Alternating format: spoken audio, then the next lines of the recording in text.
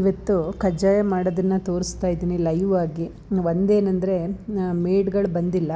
So ಯಾರೇ ಬಂದಿಲ್ಲ ಅಂದರೂ ನಮ್ಮ ಕಮಿಟ್ಮೆಂಟ್ಸ್ನ ನಾವು ಬಿಡೋಂಗಿಲ್ಲ, ಮಾಡಲೇಬೇಕು. ಹಾಗಾಗಿ ಆಲ್ಮೋಸ್ಟ್ ಒಬ್ಬರು ಬಂದಿದ್ರಷ್ಟೇ. ಸೊ ಅವರು ನಾನು ಇಬ್ಬರು ಸೇರಿಕೊಂಡು ಆಲ್ಮೋಸ್ಟ್ 5 kg ಕಜ್ಜಾಯ ಆರ್ಡರ್ ಇತ್ತು.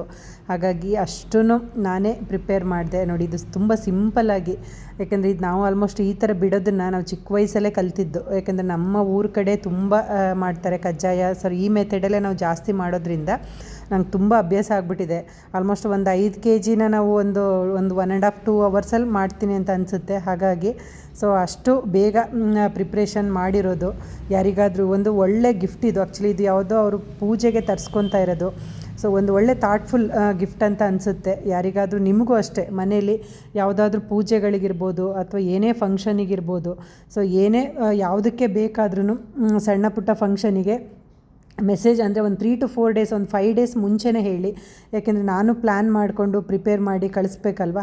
ಹಾಗಾಗಿ ಮುಂಚೆನೇ ಹೇಳಿದ್ರೆ ಸೊ ನಾನು ಪ್ರಿಪೇರ್ ಮಾಡಿ ಕೊಡ್ತೀನಿ. Thank you.